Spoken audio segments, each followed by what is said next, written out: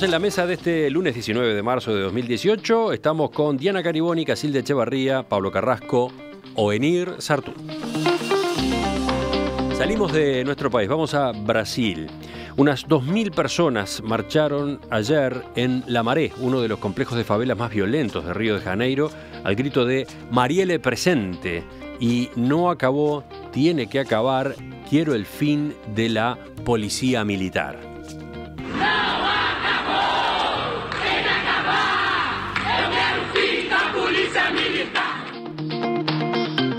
La manifestación reclamaba justicia por el homicidio de la concejala y activista Marielle Franco, que nació y creció allí. La protesta, que mezclaba consternación e indignación, forma parte de la ola de movilizaciones que vienen reproduciéndose a lo largo de Brasil desde que Marielle fue asesinada a balazos el miércoles en la noche en el centro de Río. La policía investiga la procedencia de las balas que fueron usadas en el crimen después de que la televisión Globo aseguró que pertenecen a un lote que fue comprado por la propia Policía Federal en el año 2006. El gobierno ha dicho que las municiones fueron aparentemente robadas a la policía años atrás. ¿Quién era Franco? Una mujer negra que denunciaba el racismo en la sociedad brasileña, era lesbiana, madre soltera, defensora de los derechos humanos y embanderada contra la violencia policial en las favelas. Militaba en el Partido Socialismo y Libertad, un colectivo de izquierda que votó contra el impeachment a Dilma Rousseff y desde febrero se convirtió en una fuerte opositora a la intervención del ejército en la seguridad del estado de Río que dispuso el presidente Michel Temer. Diana, empezamos contigo. Bueno, yo quería comentar el caso de este crimen porque es un poco un termómetro de lo que está viviendo Brasil. Y particularmente Río de Janeiro, ¿no? Que lo hemos visto mucho en las noticias en los últimos meses, los problemas de seguridad, la intervención militar.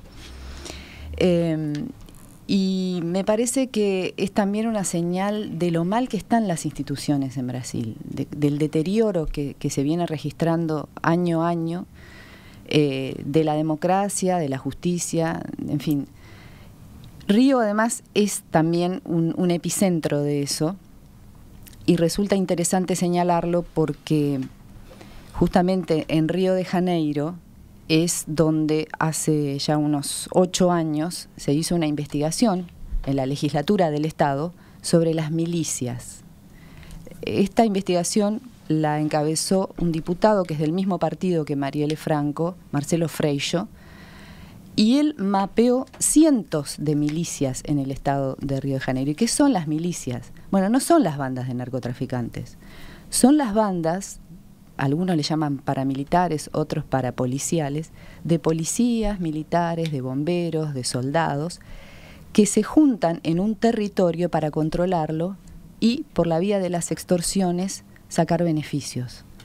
Entonces, extorsionan a los comerciantes de la zona y ofrecen servicios ilegales porque el Estado no está presente en muchos barrios pobres, entonces transporte, la distribución de garrafas, la TV cable, todo eso viene por el lado de las milicias. Y las milicias son un poder que está dentro del Estado, eso era lo que decía la investigación de Marcelo Freixo, que fue, por cierto, amenazado de muerte, porque son miembros de las fuerzas públicas los que las integran.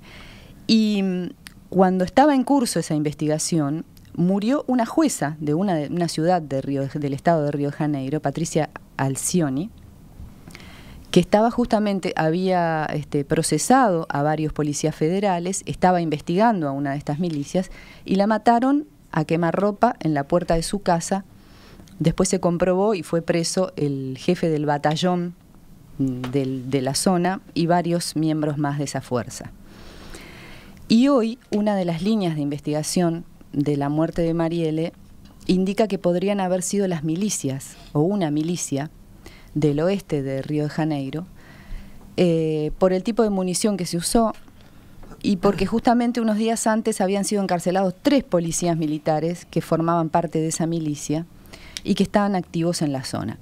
Ahora, aquí vemos la confluencia de lo ilegal con lo estatal, porque ella también estaba apuntando a la política de Temer de intervenir de manera muy fuerte con las Fuerzas Armadas y de darle incluso más facultades a la policía militar que, como vimos, es odiada en las favelas la brutalidad que ha desplegado durante mucho tiempo y durante todos los gobiernos, ¿no? Es decir, incluidos también los gobiernos del PT, a pesar de que el PT hizo un intento ahí de pacificar las favelas, que pareció que funcionaba, pero enseguida se desbarató. Así que bueno, yo creo que ahí, en ese nexo que hay entre la delincuencia y el Estado, es donde se muestra el deterioro que están viviendo las instituciones en Brasil. Yo lo que creo que tenemos que mirarnos al espejo en esto, ¿no?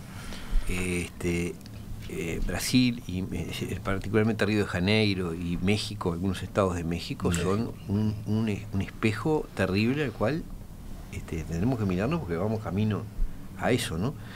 El plan de pacificación de la favela fue en realidad una intervención feroz que causó cientos de muertos y que efectivamente no trajo ningún resultado. Es decir, hoy vemos que las mismas favelas siguen siendo dominadas por las mismas bandas, pero además se suma una delincuencia paraestatal. O sea que en vez de la policía o el ejército civilizar las favelas, termina siendo que la policía se mimetiza o se delincuentiza y se suma al problema. O sea, tenés un problema más grande. Digo porque acá hay gente que está pidiendo la intervención del ejército para... Bueno, el Estado de Río de Janeiro con intervención militar y todo lo demás tiene según las cifras que nos proporcionó la radio, unas 7.000 muertes por año. Es decir, más de 18 personas son asesinadas por día.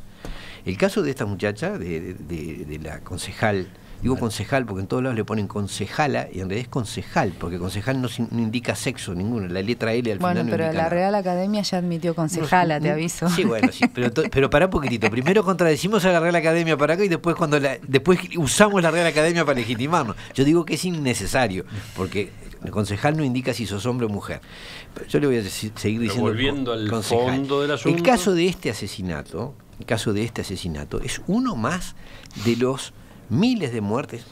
Tiene un contenido político muy claro, pero ¿cuántos dirigentes sociales, cuántos dirigentes sindicales, cuántos militantes políticos son asesinados en ese paquete de 7.000 muertos por año? Es terrible. ¿Seguimos, Pablo?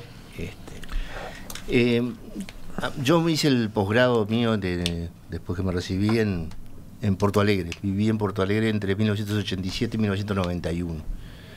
Cuando llegué como uruguayo de aquellos años, realmente estaba completamente desinformado de a dónde me estaba mudando, y dos cosas eran muy, muy llamativas. Una era el tema de la seguridad, por ejemplo. Para venir en aquellos viajes que duraban como 12 horas en auto, yo me levantaba 4 o 5 de la mañana y me agarraba el auto, ¿no? Y hasta que me avisaron que estaba mal de la cabeza, de estar en la calle a las 4 de la mañana, bueno, empecé a adaptarme a eso. Y después también, otra cosa que me había llamado la atención es que en aquella época, estoy hablando de 30 años, para los brasileños los políticos son corruptos. Digamos, es casi un sinónimo, es una profesión que lleva esas dos cosas, un cargo y la corrupción. Es decir, que toda esta explosión de corrupción de Brasil no es más que un malentendido entre ellos, y hay traiciones internas y secretos de alcoba que hace que se salgan a la luz. Pero con esto, ¿qué quiero decir? Que con esas asunciones, bueno, por ejemplo, Lula es el candidato más prometido de voto que tiene Brasil, ¿no? Así que para que ustedes vean que realmente les importa un comino, en eso también estamos, el Uruguay, como decía Onir, es mirarse en ese espejo. Yo siento que el Uruguay de hoy se parece mucho a aquel de Brasil de hace 30 años, y que vamos un poco a lo mismo, ¿no? Empezás a aceptar que la corrupción y la política estén juntas, y empieza a funcionar todo lo que tú decías, ¿no? Todas esas empresas autónomas, sucursales del ejército que empiezan a tomar cuenta de las favelas. Es un país lo que cuenta Diana es totalmente fatal, ¿no? Así, pero eso institucionalizado. No sabía de ese trabajo, pero yo lo digo como vivencia de lo que sabía. Y si te metes en esos mundos porque te equivocaste de calle, probablemente lo salgas. Así hay un mundo afuera y un mundo adentro, y en eso funciona. Yo creo que esto me hace acordar mucho a la muerte de Chico Méndez, a mí esta muerte. Seguro. Creo que no se va a saber nada. Y de Berta Cáceres. Y de Berta Cáceres. No se va a descubrir nada, esto va a quedar en este oscurantismo total. Y Brasil no tiene por el Brasil que yo conozco, no tiene por el lado de la represión solución alguna. Y lo está diciendo alguien que muchas veces quiere una mano más dura, pero por el lado, en el estado de cosas que llegó a Brasil, por el lado de la represión no tiene nada, tiene que tener un shock educativo y cultural gigantesco, y es la única forma de salir. Sí, yo en ese sentido veo como OENIR que tenemos que tener mucho cuidado, porque nosotros también estamos teniendo bolsones de violencia dentro de la ciudad y en los alrededores, que si no se contienen desde un principio, esto lleva después a esta especie de lugares infranqueables donde si entra la policía sencillamente actúa como ellos y es una guerra entre bandos y de ninguna manera se logra la paz de esta forma. Entonces esta señora, la concejal, tenía sus ideas, se podrán compartir o no, pero de ninguna manera se puede pensar que porque trataba de controlar justamente la irrupción de los militares dentro del estado de Río, podía ser pasible de una sanción como la muerte de esta forma. Entonces hay que tener cuidado. Acá estamos en ciernes con este tipo de problemas en algunos de los barrios y hay que poner orden desde el principio, porque si no después es infranqueable y no se puede gobernar. Claro, viene la discusión ahora de cómo se hace eso, ¿no? Claro, ¿cómo se hace? La tenemos entre nosotros. Y sí. Diana, ¿volvemos contigo? No, solo para terminar, para decir que Marielle Franco y otros líderes del Partido Socialismo y Libertad eran líderes de base, pero que estaban creciendo, ¿no? Este partido es una decisión del PT. Sí. Se fueron del PT, creo que fue después del famoso escándalo del Mensalao, que se abrió este partido de izquierda, y que están intentando construir un liderazgo que no siga a Lula. Tarea difícil para la izquierda brasileña. Y en la que nada asegura que no reproduzcan la historia del PT. Sí, ¿no? Por cierto. El PT empezó así también. Pero el PT nunca tuvo una mirada tan intensa sobre el tema de la corrupción como están teniendo otros sectores, porque creo que ahora esto se hizo mucho más emergente, ¿no? Sí. Sí, pero mirá que en el nacimiento de Lula todos pensábamos que era una promesa. Fue por supuesto una esperanza. Sí. Pero bueno, creo que esta muerte les pega en la línea de flotación a estos partidos que quieren empezar a crear líderes, ¿no? Ahora, algunas veces se pregunta si la solución pasa por la política convencional, ¿no? Es decir, si acá no hay otros problemas que tienen que ver más con el estado cultural de una sociedad que con la conformación de partidos que vuelven a repetir la historia. Sí creo la historia vuelve a repetirse. Es mucho más cultural que otra cosa. No digo. Es otro tema, simplemente que uno se lo plantea, ¿no? Muy bueno el informe de Diana sobre la explicación sobre el fenómeno de las violencias, que generalmente la gente no lo sabe. Yo también no me gustó algunas cosas, digamos, la utilización, ¿no? La utilización de esta muerte. La madre dice, la mataron por mujer, negra, favelada y lésbica. Por favor. Probablemente por ninguna de esas cosas. No tengo ni necesidad de saber si es lesbiana, que su vida privada es su opción fantástica, si es mujer, si es negra, es decir, inclusive el Frente Amplio, el comunicado del Frente Amplio es impresentable, habla de la derecha contra la izquierda y pone una lucha partidaria, cuando es mucho más complejo, es lo que dice. Está clarísimo que esta mujer estaba denunciando a la policía militar, claro, ese es el tema. Punto, y era el jefe, acababan de poner en una comisión, que investigaba para controlar a la policía militar. Controlar a la policía militar. Qué casualidad que no se puede simplificar las cosas siempre para el lado de donde te conviene. No, hay un uso a veces, hay un deseo de usar las muertes para propio beneficio, que es patético.